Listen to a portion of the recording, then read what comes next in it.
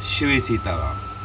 श्रीमद् भगवद गीता अध्याय 2 श्लोक क्रमांक 61। इस श्लोक में श्री भगवान कह रहे हैं कि सभी इंद्रियों को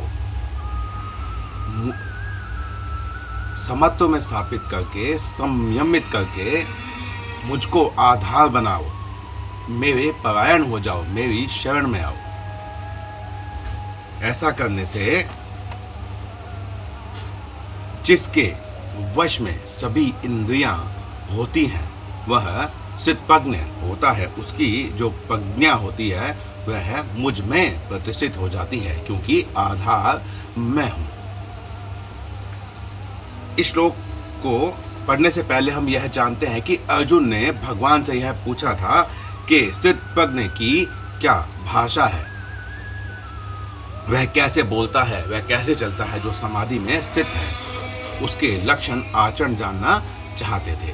तो भगवान ने यह बताया कि जो सभी कामनाओं का त्याग कर देता है और अपने आप में ही तुष्ट रहता है वह चित्तप्रज्ञ बताया जाता है, कहा जाता है। फिर उसके पश्चात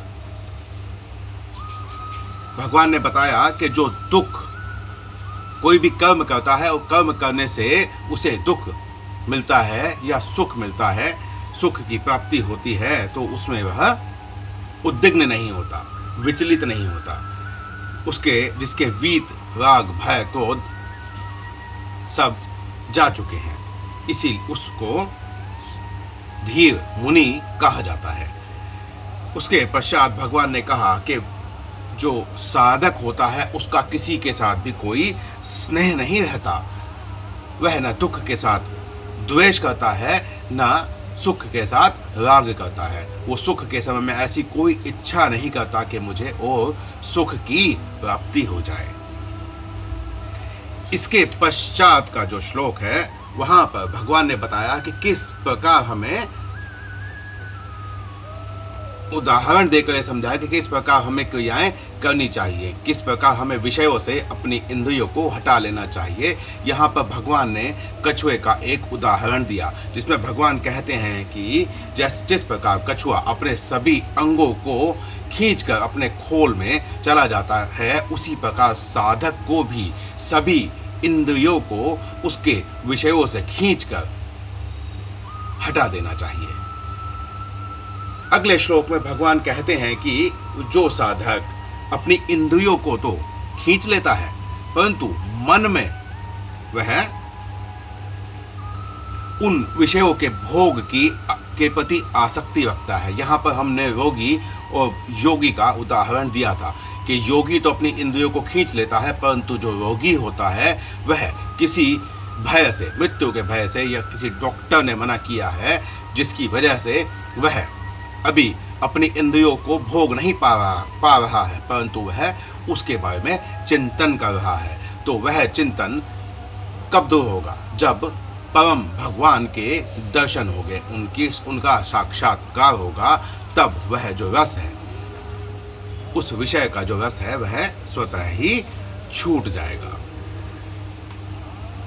श्लोक क्रमांक 60 में भगवान ने यह कहा कि यततो हि अपि कौन्तेय, हे कुंती पुत्र, हे अर्जुन, ये जो इंद्रियां हैं यह इतनी प्रमथनशील हैं, यह इतनी चंचल होती हैं कि ये प्रसभम बलात्, अच्छे से अच्छे साधक योगी की इंद्रियों को भी हर लेती हैं और उसे उसकी स्थिति से गिरा देती हैं।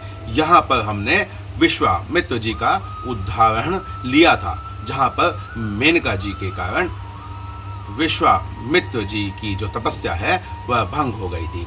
ऐसे ही आप और उदाहरण भी देखेंगे तो पराशर मुनि जो थे वह भी अपनी इंद्रियों के वश में आ गए थे, जिसकी वजह से सत्यवती के साथ क्रिया की और वेदव्यास जी का जन्म हुआ। तो ऐसे बहुत सारे उदाहरण आपको मिल जाएंगे, परंतु कुछ ऐसे साधकों के उदाहरण भी मिलेंगे जो भगवत परायण थे, जैसे भक्त प्रहलाद। तो वो भगवत परायण थे और उनको भगवत प्राप्ति में कोई भी बाधा नहीं आई।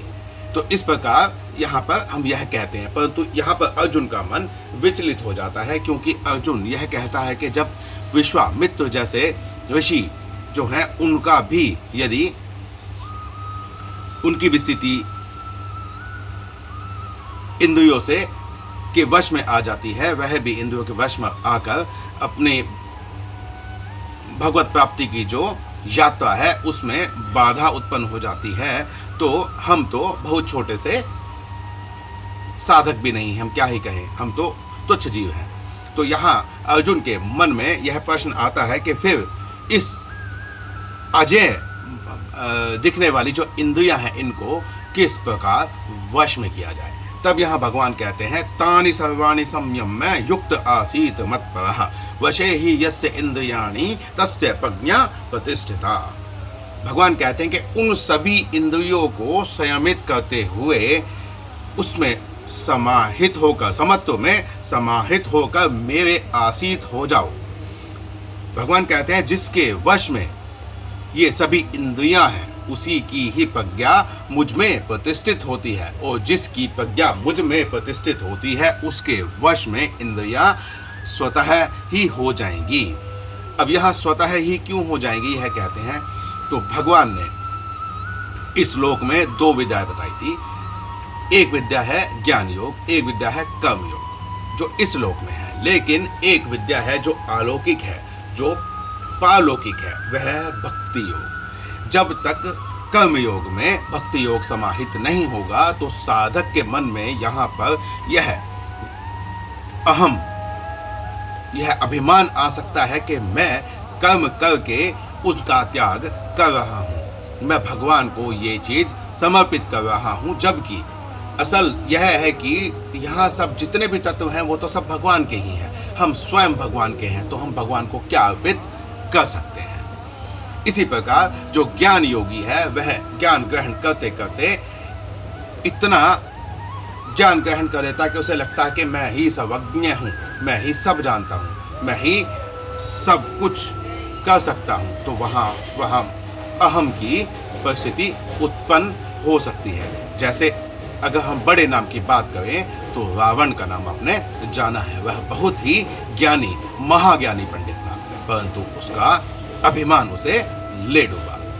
तो इस प्रकार हम कहते हैं कि जब तक भक्ति योग समाहित नहीं होगा, हम किसी गुरु से जब ज्ञान लेने जाते हैं तो गुरु के प्रति यदि हमारी श्रद्धा है तो वो भी भक्ति का ही रूप है। माता पिता के प्रति हमारी श्रद्धा है, वह भी भक्ति का ही रूप है। अब यहाँ पर लौकिक में हम एक उदाहरण लेते हैं कि अगर भगवान के परायण होकर हम कोई कार्य करें तो आसान कैसे हो जाता है। हम इसको एक छोटे से उदाहरण के तौर पर समझते हैं। जैसे कोई व्यक्ति धूम्रपान करता है और उसका कोई पुत्र या पुत्री वह देखे और यह बोले कि पिताश्री यह जो धूम्रपान है यह अच्छी चीज़ नहीं है, यह सेहत के लिए हानिकारक है। तो यहाँ पर जो पिता है वह यह सोचता है कि पुत्र और पुत्री जो मेरे बहुत प्रिय हैं वह मुझे इस धूम्रपान को छोड़ने के लिए कह रहा है, तो यह मुझे नहीं करना चाहिए। वह यह सोचता है कि हो सकता है इससे मेरे पुत्र या पुत्री पर गलत प्रभाव पड़े और वह भी ऐसा ही कार्य करने ना लग जाए, तो वह उस धूम्रपान को छोड़ने का प्रयास करता है। परंतु यह ऐसी आदतें होती हैं जो इतनी आसानी से पीछा नहीं छोड़ती हैं। तो फिर वह क्या करता है कि जब वह अपने पुत्र या पुत्री के सामने नहीं होता है तब वह धूम्रपान कर लेता है। तो इससे यह पता चलता है कि जो आधार है, यहाँ पर जो आधार बनाया गया वो अनित्य है, क्योंकि यह अनित्य संबंध का आधार था। पुत्र पुत्री हर जगह पर उपस्थित नहीं हो सकते हैं। तो इसीलिए यहाँ पर अपनी इंद्रियों से वश में हो जाने के कारण फिर से वही कार्य किया गया। परंतु यदि आधार भगवान हो, ईश्वर हो, तो वह तो सर्वत्र है, सब जगह है। अगर मैं भगवान को आधार बनाकर अपने इंद्रियों को संयमित करूं तो मुझे कोई ऐसा स्थान मिलेगा ही नहीं जहां पर के ईश्वर परमपिता परमेश्वर ना हो और मैं उस कार्य को कर पाऊं। तो इसीलिए भगवान कहते हैं कि सभी इंद्रियों को संयमित करके उसमें समाहित होकर समत्व की स्थिति प्राप्त करने के लिए तत्पर होकर मेरे परायण हो जा। फिर भगवान कहते हैं कि जिसके वश में इंद्रिया हैं उसकी ही प्रज्ञा प्रतिष्ठिता, उसकी ही प्रज्ञा जो है, बुद्धि है, वो समत्व में स्थापित है, वही मुझ में स्थापित है, वही मेरे परायण है। अब यहाँ पर एक नियम और भी है कि जिसके वश में सभी इंद्रियां हैं वह स्थितप्रज्ञ है, परंतु जो इंद्रियों के वश में है वह स्थितप्रज्ञ नहीं है। क्योंकि इंद्रियां यदि आपने अपने वश में कर ली और कुछ समय पश्चात वापस से आपने इंद्रियों के वश में आकर अपने आप को गिरा लिया, तो आप स्थितप्रज्ञ कैसे रहेंगे? तो तब तक आपके वश में आपकी इंद्रियां हैं और आपकी जो प्रज्ञा है वह परमपिता परमेश्वर के परायण है, उनमें प्रतिष्ठित है, तब ही आप स्थितप्रज्ञ की अवस्था को प्राप्त कर सकते हैं। इस श्लोक में इतना ही। मिलते हैं अगले श्लोक में। शिव सीता।